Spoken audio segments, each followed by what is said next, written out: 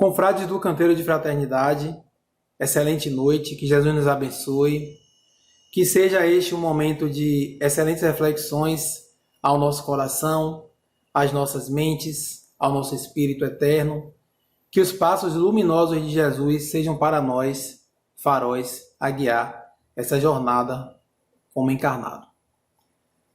Refletiremos hoje sobre um tema presente lá no livro Renovando Atitudes, um tema do espírito Hamed, pela psicografia do nosso irmão médium Francisco do Espírito Santo. Antes de iniciarmos as reflexões, queremos aqui pedir o seu curtir, o seu compartilhamento, a sua inscrição, se não for inscrito, que possa divulgar o canal do Canteiro de Fraternidade, onde divulgamos aqui a mensagem cristã nos diversos trabalhos que exercemos. E dessa forma, podemos alcançar a meta de 1000 inscritos. E assim, o canal sendo monetizado, repassarmos para a assistência constante social exercida pelo canteiro por mais aí de 30 anos. Então, contamos com a sua colaboração como participante dessa comunidade fraterna que está sediada na Cidade Baixa, mas que faz parte, como célula viva do Evangelho, a uma rede fraternal de assistência instruída e guiada pelos Espíritos de Luz do nosso querido Mestre Jesus, aos Espíritos aí, os benfeitores da humanidade. Então você, eu, fazemos parte desta comunidade. Então contamos uns com os outros para que a gente possa continuar firme e forte e com mais este recurso através do canal do Canteiro. Então, vamos às reflexões de hoje. A humanidade transita por tempos de sombra, por tempos de dúvida, de inquietação, por tempos que revelam os seus indivíduos, os indivíduos que formam essas sociedades, nós como sociedades, que ainda nos encontramos muito ligados às sensações e aturdidos pelo imediatismo da matéria. A somatória desses fatores faz com que este momento de pandemia nos pareça muito mais pesado do que poderíamos supor em qualquer tempo de nossa existência que nós poderíamos passar ou vivenciar. Toda a tecnologia desenvolvida ao longo dessas eras parece pequena diante de um ser microscópico, mas que também esbarramos não apenas nas dificuldades tecnológicas, mas nas dificuldades espirituais, morais de toda essa sociedade. Se a vacina, ela não chega na quantidade que poderia ou deveria. A distribuição talvez não seja adequada. E por aí a gente vai enumerando as diversas situações que fazem com que este momento seja muito mais grave. Por aí notamos o que Divaldo Franco vem trouxe no seu livro A Transição Planetária. Este momento que a Terra passa, fica muito claro que as nossas deficiências morais, elas necessitam de urgente reforma para conseguirmos continuar como sociedade universal. Então, encontramos aí muitas dificuldades nessa sociedade formada neste momento. Encontramos o problema do tempo e da dor. Toda a virtude, ela só está constituída de fato quando passa pela prova. E as maiores provas são o tempo e a dor. Esses dois fatores afirmam essas virtudes ou nos mostram que nós apenas as ensaiamos. Um exemplo. quanto você, estamos aqui trazendo um sentido de quantificação, quanto você consegue amar sendo agredido, menosprezado e esquecido? A gente consegue pensar de uma forma um pouco mais abrangente? Será que continuaríamos amando, passando por tudo isso?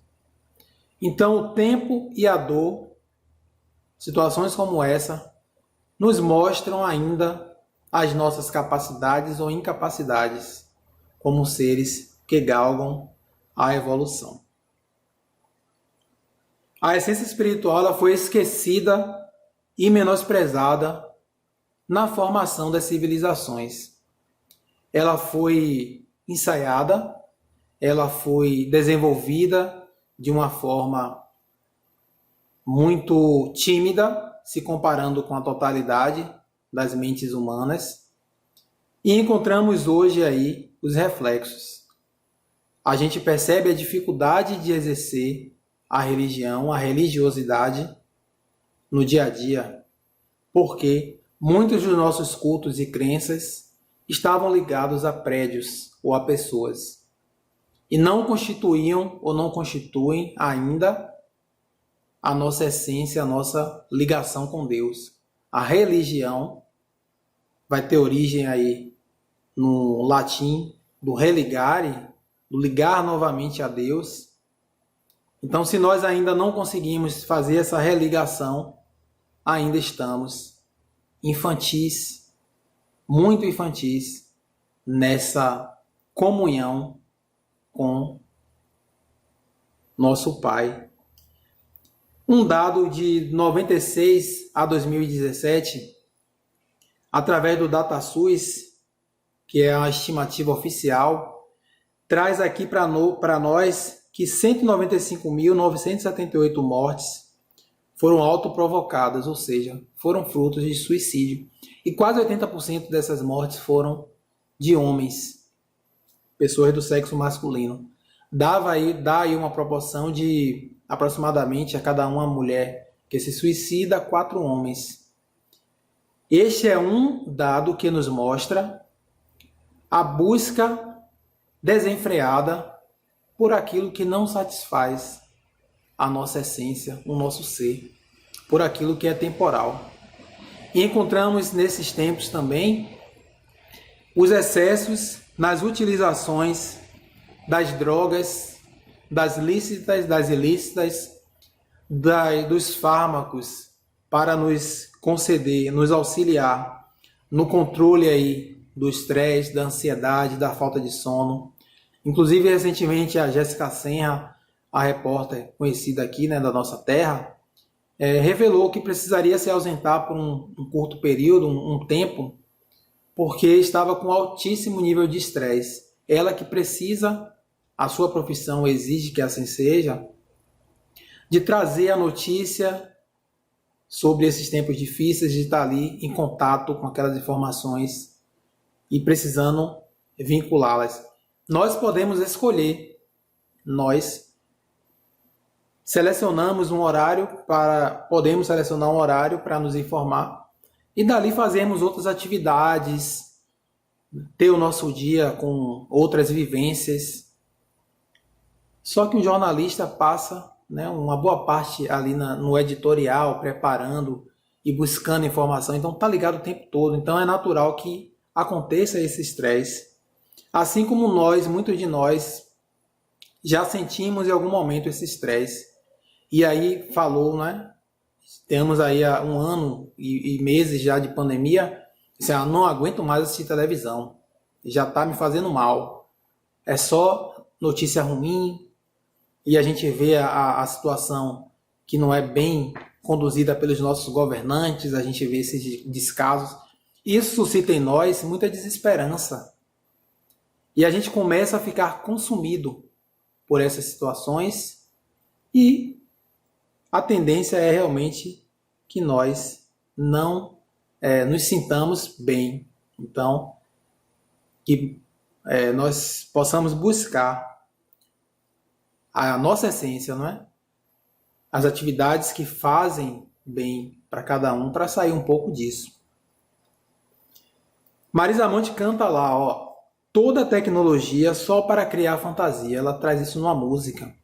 Então a gente vê, né, um vírus tão pequeno fazer com que toda a tecnologia e conhecimento que já vai aí, né, de muitos anos, parece ser um gigante, não é? Diante desse momento. Um vírus parece ser um gigante diante da tecnologia.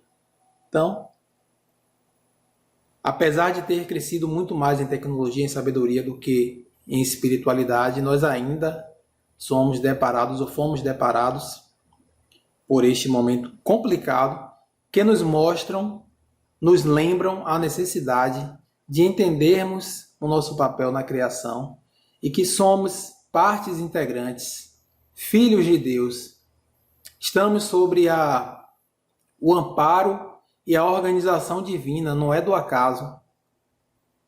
Precisamos entender e acreditar nisso.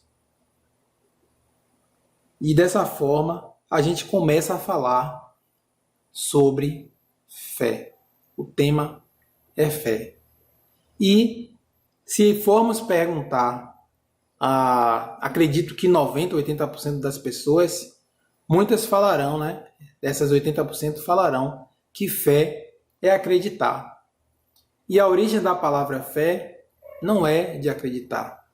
A origem da palavra fé do hebraico tem raiz no hebraico é confiar ou fiar com.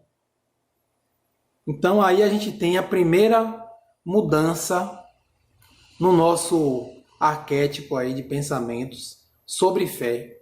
Não é acreditar. Acreditar por si só é acreditar. Você acredita em Deus. Você acredita nas suas convicções, no que você sabe, não é que já constitui como verdade. Mas você ter fé é você confiar ou fiar com. E para confiar, todos nós em nossos relacionamentos desenvolvemos esse sentimento de confiança com o passar do tempo, com a experiência, conhecendo o outro, ganhando intimidade com o outro, conectando a nossa essência, as nossas percepções com o outro. Assim é com Deus. Se a gente não estabelece um relacionamento com Deus, a gente não constitui fé. Porque fé é confiança, é fiar com. E as formas que temos de estabelecer esse relacionamento com Deus, primeiro, são as nossas próprias atitudes. Nós sabemos, pelas leis divinas, quando estamos agindo de acordo ou não. Assim como conseguimos, pela prece, estar em comunhão, em contato com Deus. Pela prece sincera, pela prece de coração, pela prece simples. Do qual até temos aqui a atividade do nosso querido canteiro às segundas-feiras, né? Um momento de prece. Se você não participou ainda, fica o convite também. Você irá perceber o quanto que irá iluminar, o quanto que irá lhe fortalecer, lhe tirar um pouco dessas questões que falamos aqui, desse estresse, dessas coisas todas do dia a dia, e vai lhe fortalecer nas suas atividades, no seu caminhar. Então fica já o convite. Então a oração ela vai ser esse caminho de ligar, de religar a Deus, de estar em comunhão com Deus. Da mesma forma como você precisa confiar em você. Né? No relacionamento você confia no outro, mas esse relacionamento só dá certo se você está confiante com você mesmo para estabelecer bem aquele relacionamento. Não é? E assim formamos esses contatos. A linguagem de Deus é o sentimento e das ideias. Muitas vezes a gente imagina Deus, aquela imagem antropomorfizada, Deus como homem, de que Deus vai nos mandar uma mensagem usando a linguagem natural, falada, ou expressar isso de uma forma material. No entanto, Deus, Ele vai falar conosco através dos sentimentos e das ideias. E aí Deus se revela através das pessoas e das circunstâncias. Todas as etapas da criação possuem propostas bem definidas. E aí o que é que queremos dizer com isso? Nós, como essência divina, hoje como espíritos individualizados, com livre-arbítrio, dotado de livre-arbítrio, dotado de razão, nós transitamos pelos reinos mineral, vegetal e animal, até chegar no hominal. Neste percurso, todas as fases tiveram o seu sentido, tiveram a sua razão de ser, para nos formar hoje seres dotados das faculdades que temos. Adquirimos um senso de existência no mineral. No vegetal passamos a ter um ciclo de vida. No animal, um ciclo de vida e a sensibilidade no vegetal. Um animal, os instintos. Então, encontramos nos animais, por exemplo, o papel da mãe superprotetora, a cuidar dos seus filhinhos, da mãe protetora, e outros papéis que, se a gente enxergar, a própria reprodução humana, física, é dotada do instinto animal, é dessa época, e que constitui hoje quem somos. Então, todas essas estações das nossas existências tiveram sentido, tiveram razão de ser para nós. Então, tudo tem a sua razão de ser, inclusive as estações de dor, as estações de dificuldade. E como falamos um pouco mais no início, os maiores testes para as nossas virtudes são o tempo e a dor. O tempo, que vai provar a nossa frequência, a nossa constância naquela qualidade, e desta forma solidificar em nós, constituir de fato em nós aquela virtude, ou a tenacidade para vivenciarmos as dores. Então, o tempo e a dor são os grandes provadores de todas as nossas virtudes, inclusive a fé, inclusive o confiar. Quantos conhecemos, ou nós mesmos, depois de determinado processo de dor, de dificuldade, nós nos perdemos no horizonte da incerteza e a nossa fé passa a ser vacilante. Existem relatos no plano espiritual, em toda a literatura espiritual, das questões de frequência, onde o espírito ele se encontra, onde está ali o pensamento dele. Então, naqueles momentos que vacilamos na fé, na desesperança, somos humanos e temos muitos momentos como esse, vamos ter ainda, porque a nossa jornada ela prossegue como espíritos que estão se aperfeiçoando, mas hoje a gente tem um recurso poderosíssimo, que é o da autopercepção. Através dessa autopercepção, desse autopoliciamento, nós buscamos recursos para minorar aquela falta de fé, de buscar forças em Deus, e aí, como falamos na oração, como falamos na certeza de dias melhores, como Jesus diz, é o título da reflexão, o grão de mostarda. Se tiveres fé como grão de mostarda, direis àquela montanha e para que ela saia dali e ela se transportará. Claro que foi uma linguagem figurada, porque Jesus não veio derrogar as leis físicas e nem veio ensinar truques de mágica para ninguém, porque não é esse o sentido da existência humana. A primeira lei encontrada como lei moral é a lei divina ou natural. Ou seja, gente, tudo tem um sentido. Tudo tem uma razão de ser. E se a gente tem essa como a primeira lei, a gente precisa trazer como fundamento para a nossa vida. Porque sim, tem uma explicação, tem uma razão por estarmos transitando por este momento de dor. A gente fala da macrodor, que passa a sociedade, mas também as microdores. E eu falo micro não no sentido de menor, nem pequeno. Micro no sentido de cada um de nós como individualidade, se pensarmos como humanidade. As nossas microdores, as dores dos seres que formam a humanidade, através aí das separações neste momento de pandemia, muitas dessas separações sem nem poder se despedir, nesse desencarne, ou nas incertezas que a doença ainda traz.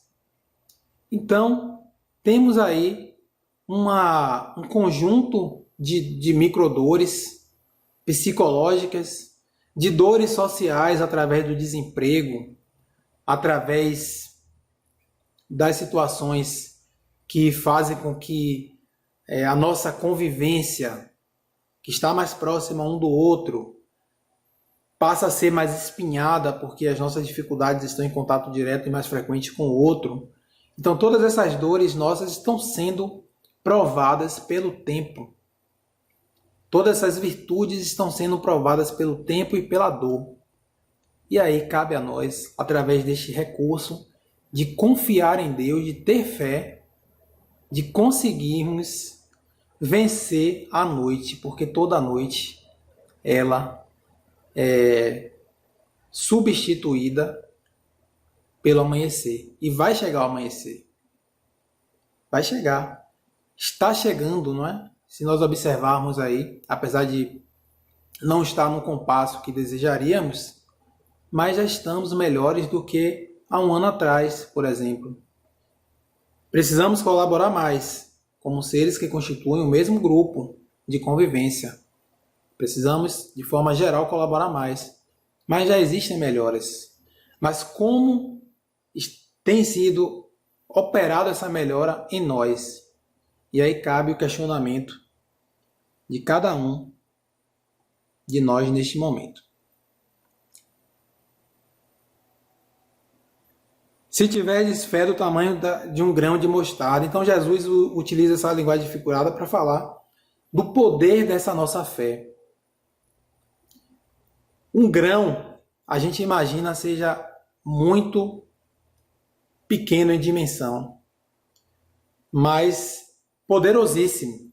Então, quanto mais a gente fortalece essa fé, esse grão, maior fruto alcançaremos. Então, Jesus traz isto de uma forma muito forte para que a gente entenda o nosso poder como filhos de Deus, no sentido de capacidade, no sentido de possibilidade, de perfectíveis que somos como centelhas divinas, de vencermos as nossas dificuldades. Os pedidos de Deus. Se você quiser destruir uma pessoa, realize todos os desejos dela. Então, alguns autores trazem isso, como reflexão. Então, a gente pede a Deus e aguarda a resposta, o retorno, exatamente como desejaríamos que fosse. Só que não imaginamos as consequências daquele resultado do que estamos pedindo. Fazendo analogia com o pai. O filho pede um carro ao pai.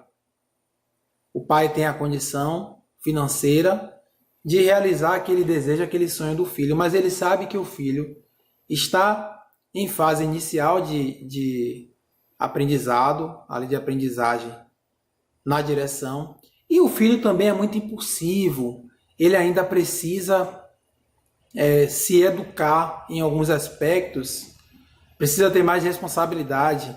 Esse pai, por mais condições que tenha, não vai disponibilizar um automóvel para o filho, porque aquele automóvel será a desdita daquele filho. E o pai não quer o mal do seu filho. Então, pedimos e esperamos na mesma proporção e não temos a maturidade espiritual de escutar a vida, escutar o que Deus está querendo nos mostrar como o melhor caminho e acreditar e confiar que aquilo que tem nos acontecido é pertinente ao nosso desenvolvimento espiritual. É essa confiança que a gente remete à fé. É essa fé de receber o não do Pai e dizer, tudo bem, se não é desta forma, que seja da forma como o Senhor acha melhor. E vivenciar bem aquela experiência. E ter atenção, porque nem sempre aqueles nãos são nãos de fato. Muitos daqueles nãos, ou todos, são sim para o nosso crescimento. E aí, trago para vocês aqui um texto chamado Oração e Atenção, de Emmanuel. Oração e Atenção. Está lá no livro Confia e Segue.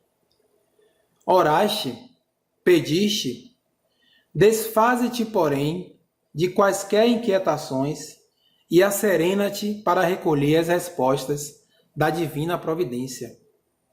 Desnecessário aguardar demonstrações espetaculosas para que te certifiques quanto às indicações do alto. Qual ocorre ao sol que não precisa descer ao campo para atender ao talo de erva que lhe roga calor, de vez que lhe basta para isso a mobilização dos próprios raios. Deus conta com milhões de mensageiros que lhe executam os excelsos desígnios. Ora e pede. Em seguida, presta atenção. Algo virá por alguém ou por intermédio de alguma coisa, doando-te, na essência, as informações ou os avisos que solicites. Em muitas circunstâncias, a advertência ou o conselho, a frase orientadora ou a palavra de bênção te alcançarão o espírito, no verbo de um amigo, na página de um livro, numa nota singela de imprensa, e até mesmo no simples cartaz que te cruze o caminho.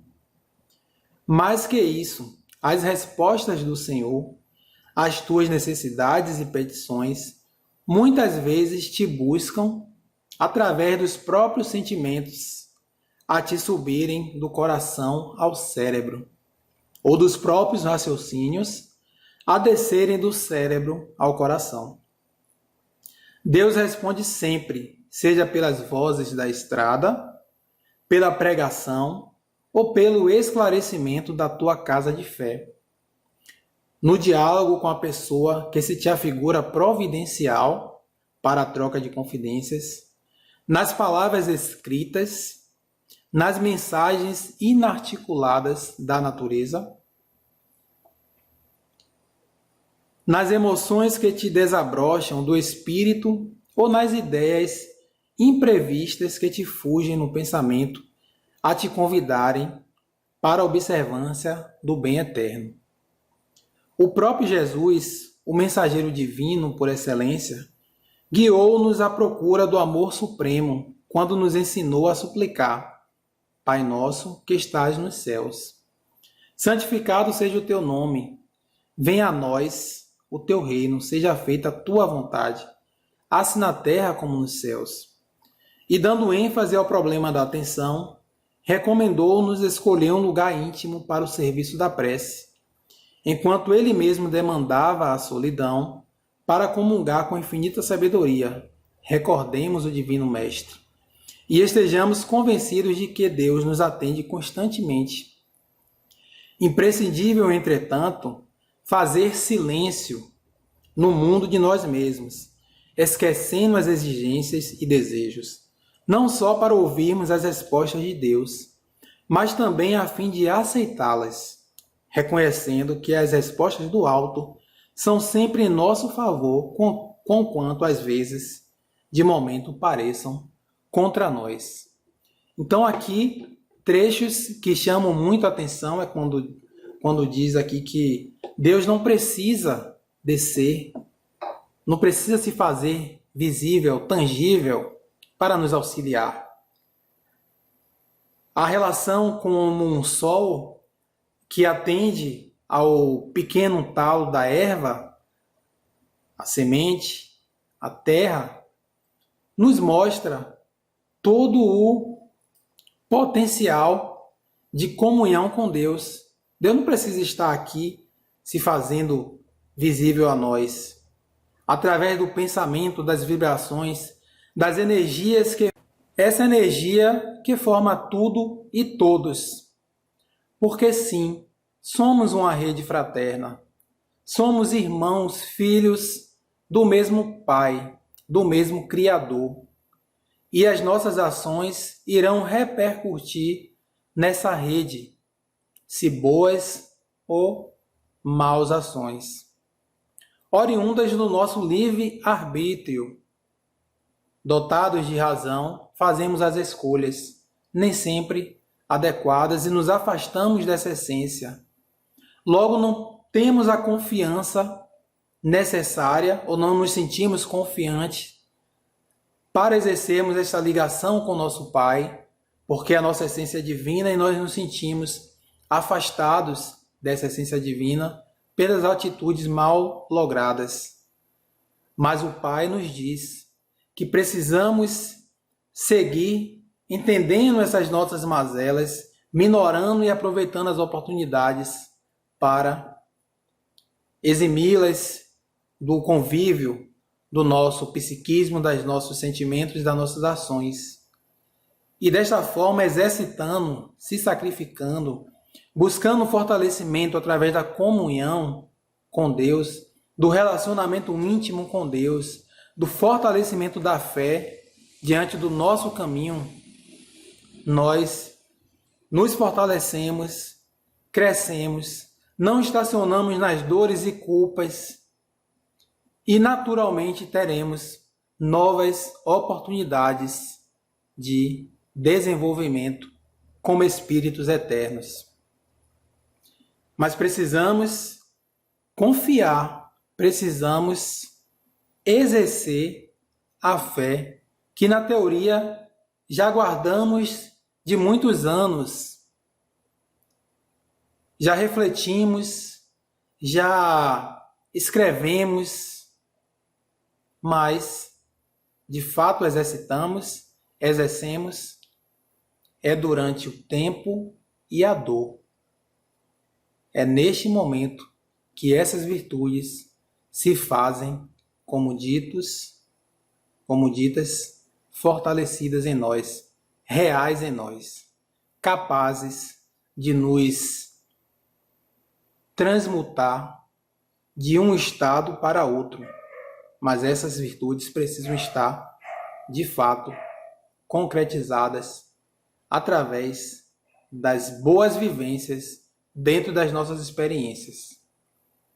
Então, amados, para finalizar este nosso bate-papo, essa nossa reflexão, eu trarei para vocês uma música que, para mim, sempre me inspirou muito na fé, na perseverança, desde a minha adolescência.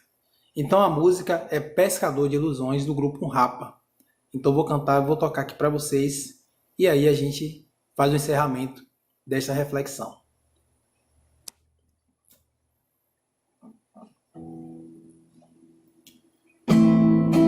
Se meus joelhos não doessem mais,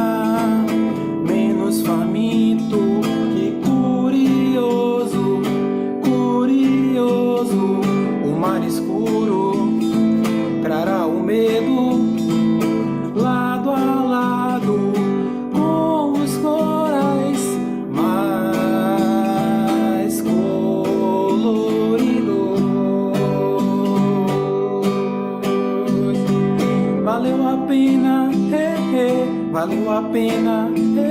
Sou pescador de ilusões, sou pescador de ilusões. Valeu a pena, valeu a pena. Sou pescador de ilusões, sou pescador de ilusões. Se eu ousar catar na superfície de qualquer manhã as palavras de um livro sem final, um livro sem final, sem final, sem final, final. Valeu a pena, valeu a pena. Sou pescador de ilusões, sou pescador de ilusões. Valeu a pena, valeu a pena. Pescador, valeu a pena, valeu a pena. Pescador.